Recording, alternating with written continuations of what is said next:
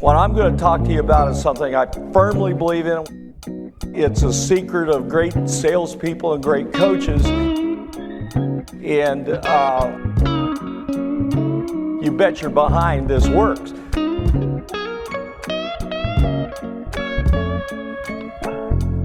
We're selling an emotion in selling coaching. So intangible selling is selling coaching. We have to find out their needs and then create an emotion that you're the person that can help them.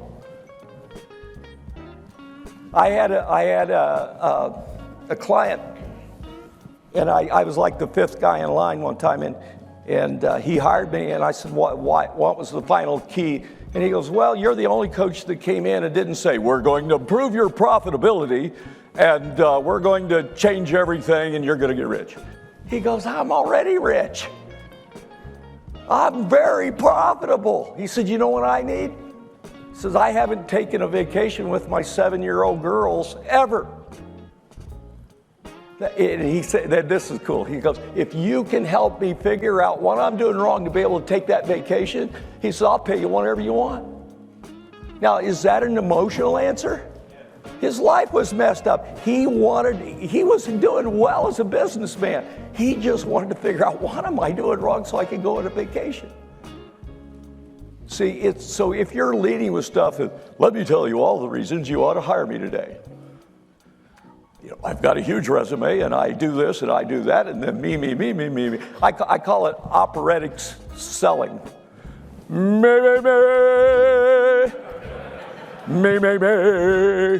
Just like in the opera, you know.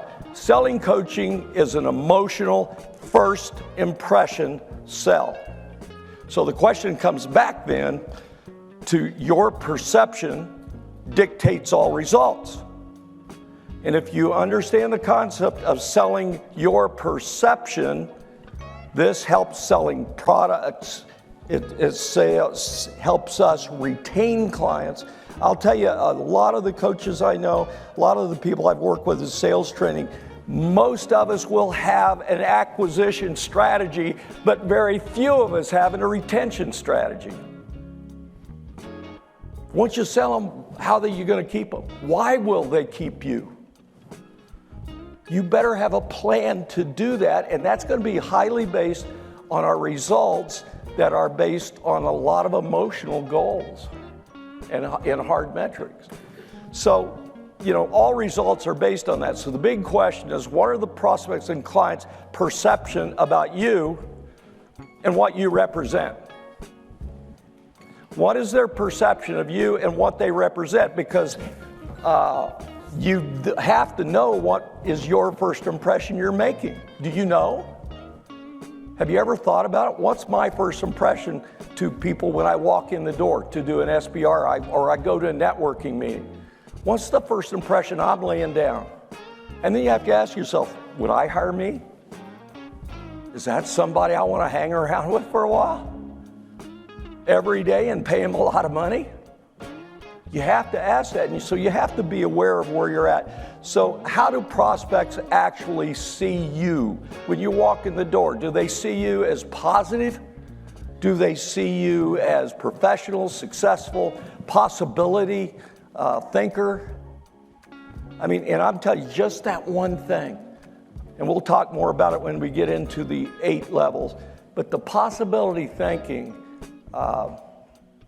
and I'll brag on my clients here. In 2020, 21, and 22, the 3 major COVID years, I had 100% client growth. Do you know what my curriculum was? I'd start the meeting off with, Greg's, where's your head at today? What do you mean?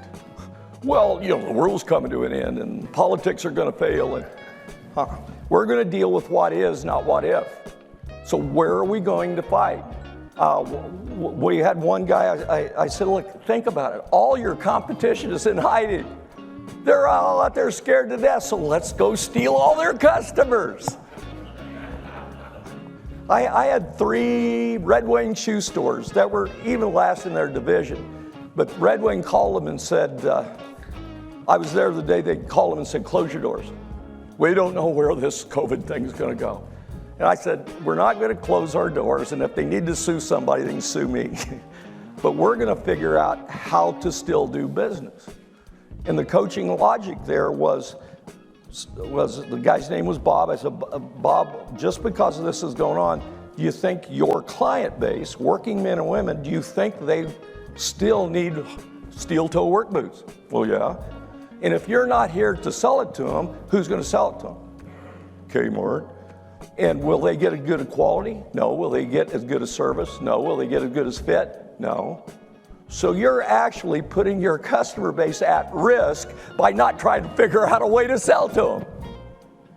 Oh. So anyway, we started working every day of how can we sell? We were selling boots with a sign, and the guys would say, here's what we have. We couldn't let them in the store. So they'd hand a pair of boots out the door. The guy would walk around on the concrete and said, I'll take it. We'd take the credit card. That year, 2020, his 3 stores were number 1, 2, and 4 in America. In America. And they said, what's your secret? We go, we stole all the competition's customers.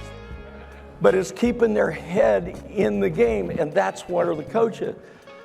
You know, I just pray sometimes that a client sees me as a lighthouse of hope.